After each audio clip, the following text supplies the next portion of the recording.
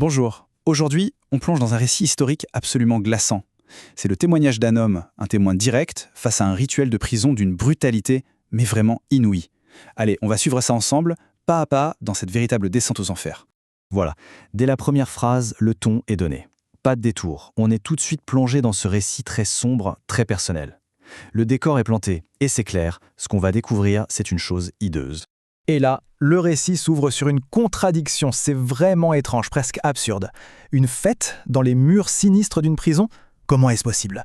Alors là, il faut se représenter la scène. C'est le chaos total. Le narrateur, lui, il est réveillé par un vacarme pas possible. Des clés qui tentent, des portes qui claquent, des pas qui courent partout. Et le plus bizarre dans tout ça, des rires, des chants. Ce bruit de fête, ça contraste de manière hyper violente avec le silence de sa cellule. Et ça le plonge dans une confusion, un isolement complet. Forcément, intrigué par tout ce bruit, il finit par demander à un geôlier qui passe « C'est un jour de fête ?» Et la réponse qu'il obtient, eh bien, c'est à la fois une invitation très désinvolte, presque banale, et en même temps un présage absolument glaçant de ce qui va arriver. Il faut comprendre que pour un homme seul, comme ça, enfermé avec ses pensées, n'importe quoi devient une distraction. Même un spectacle qui s'annonce. Macabre. Alors oui, il accepte cet amusement, sans la moindre idée, bien sûr, de la nature exacte de l'horreur qu'il va voir. Bon, le rideau se lève, on va découvrir maintenant la scène, le décor, où ce drame va se jouer. Le point de vue, c'est celui du narrateur, depuis sa petite cellule. Mais, et c'est ça qui est crucial, cette cellule a une fenêtre. Une fenêtre qui donne directement sur la cour. C'est donc de là, un peu comme depuis une loge de théâtre complètement macabre, qu'il va tout observer, dans cette espèce d'arène délabrée. Et l'image qu'il utilise est saisissante. Vraiment, à chaque fenêtre, on voit des visages pâles, décharnés, d'autres prisonniers, tous collés aux barreaux. Eux aussi, ce sont des spectateurs silencieux de ce purgatoire, qui attendent juste que l'enfer commence. Alors voilà, le spectacle commence, et le narrateur, il le décompose pour nous, en 3 actes bien distincts qui sont en fait 3 étapes d'une déshumanisation méthodique, implacable. Le rituel est réglé comme du papier à musique. D'abord, la visite des médecins, ensuite celle des geôliers. Et pour finir, l'acte final, le rivetage, le ferrage des chaînes. Les condamnés, qu'on appelle les forçats, sont amenés dans la cour. C'est parti. Le premier acte, c'est une sorte de parodie d'inspection médicale. Les hommes essaient tout. Ils plaident la maladie, un problème aux yeux, une jambe qui boite. C'est leur dernière tentative, complètement désespérée, pour essayer d'échapper à leur sort. Une tentative presque toujours vaine, évidemment. Et comme si cette humiliation ne suffisait pas, le destin lui-même s'en mêle. Pile au moment où les hommes sont forcés de se mettre nus, le ciel devient noir et une pluie d'automne, une pluie glaciale, commence à tomber à torrents.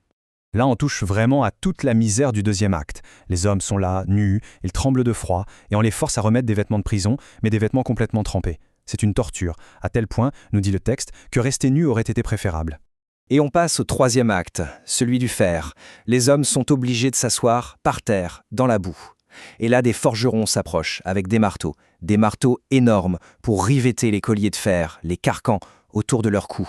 Et c'est comme ça qu'ils les relient les uns aux autres, avec cette chaîne sinistre, le fameux cordon. La terreur de ce moment est palpable. Les hommes, qui étaient si bruyants avant, sont maintenant pétrifiés.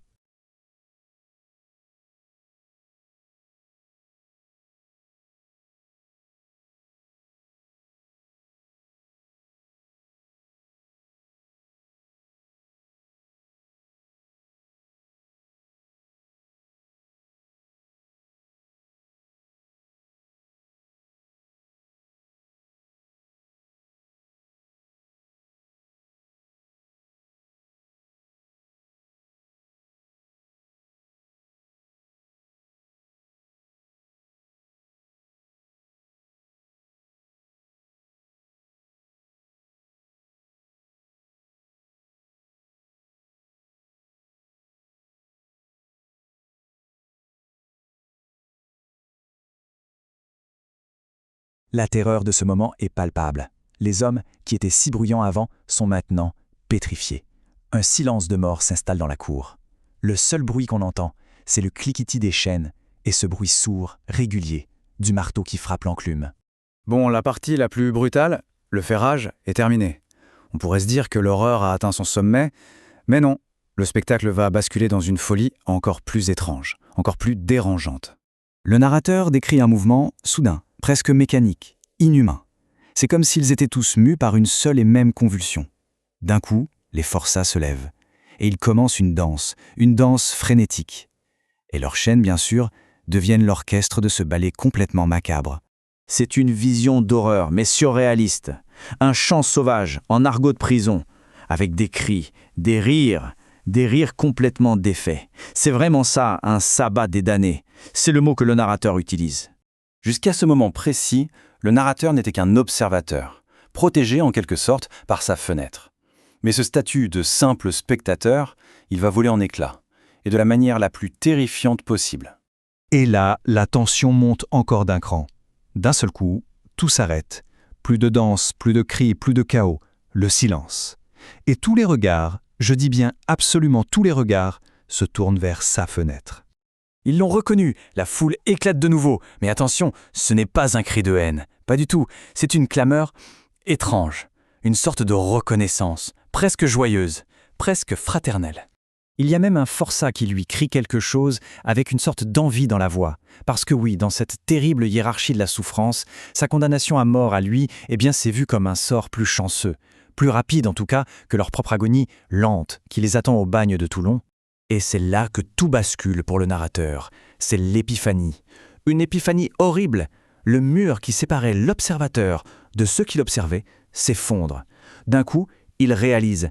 Il n'est pas différent d'eux. La guillotine de la place de Grève et le bagne de Toulon, ce sont juste deux facettes de la même chose. Il est l'un des leurs. Il est, en effet, leur camarade.